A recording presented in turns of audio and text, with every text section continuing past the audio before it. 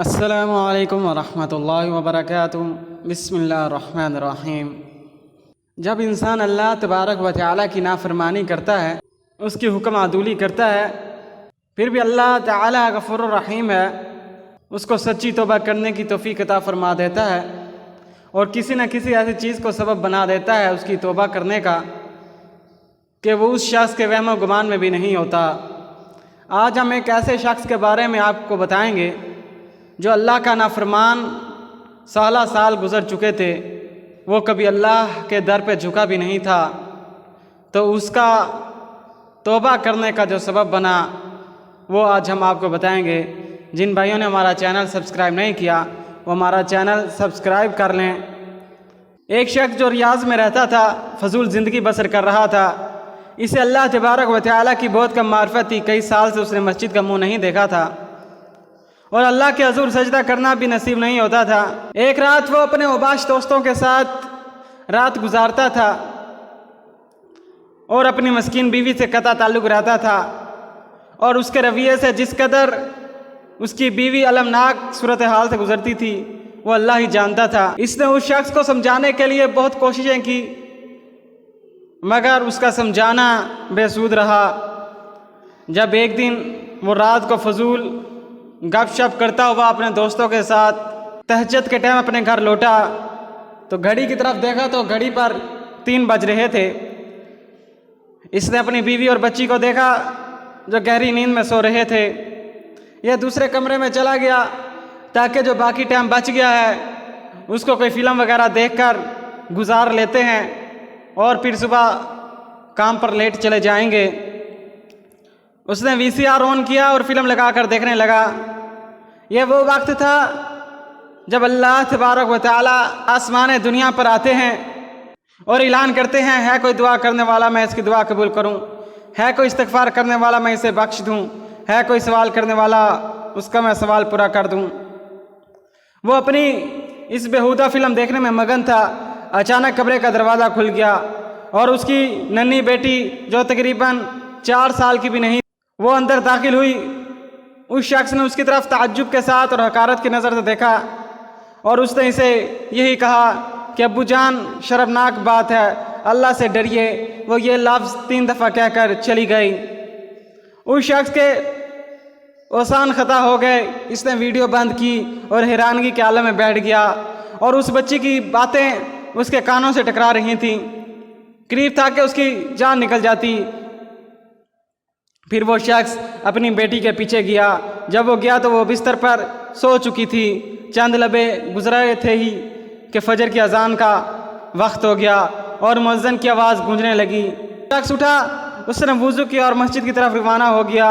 اس کے ذہن کے اندر وہی باتیں گونج رہی تھیں کہ اس کی ننھی بچی نے یہ کہا تھا کہ شرمناک بات ہے اور آپ اللہ سے ڈریے گا، یہ جو آپ کام کر رہے ہیں۔ بس اس کو یہ بچی کی باتیں اس کو بے چین کر رہی تھیں۔ پھر وہ مسجد کے اندر چلا گیا۔ نماز کی اقامت ہوئی، امام نے تکبیر کہی اور قرآن مجید کی تلاوت کی۔ وہ سجدے میں گر گیا اور جیسے ہی اس شخص نے سجدہ کیا، زمین پہ اپنی پیشانی ٹیکی، پھوٹ پھوٹ کے رونے لگا۔ یہ اللہ تبارک و تعالیٰ کے سامنے 7 سال کے بعد اس کا پہلا سجدہ تھا۔ اس نے او بکا کی کیونکہ اس کے ساتھ ہی دل کے اندر سے نفاق اور فساد جاتا رہا۔ اس نے محسوس کیا کہ میرے اندر ایمان صراحت کر رہا ہے۔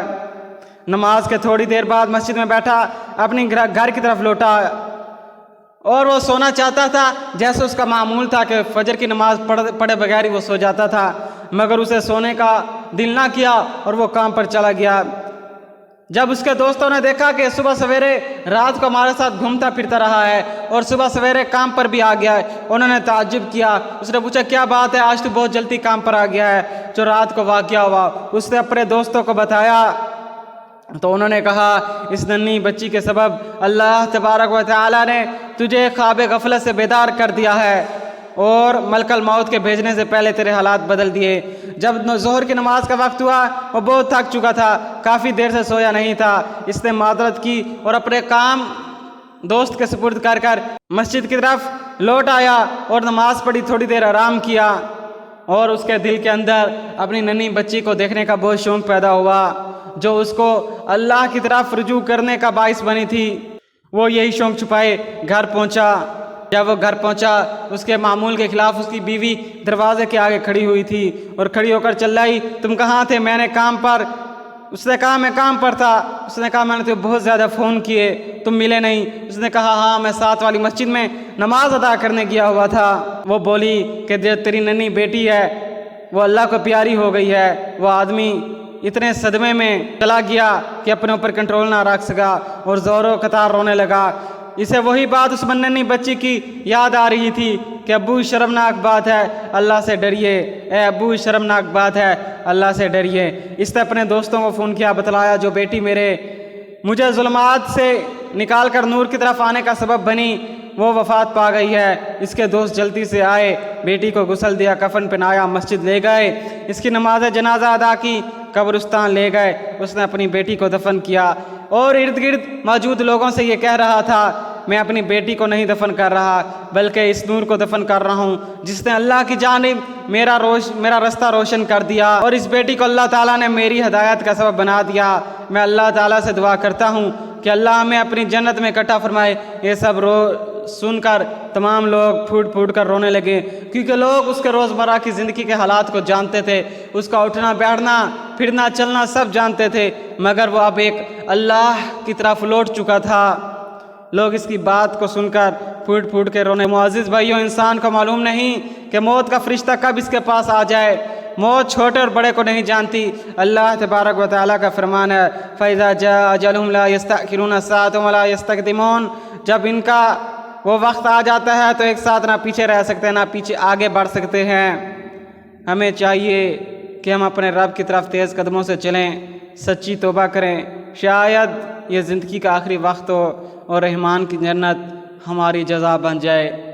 جن بھائیوں نے ابھی تک ہمارا چینل سبسکرائب نہیں کیا وہ ہمارا چینل سبسکرائب کر لیں، لائک کریں اور اپنے کمنٹس کا اظہار ضرور کریں۔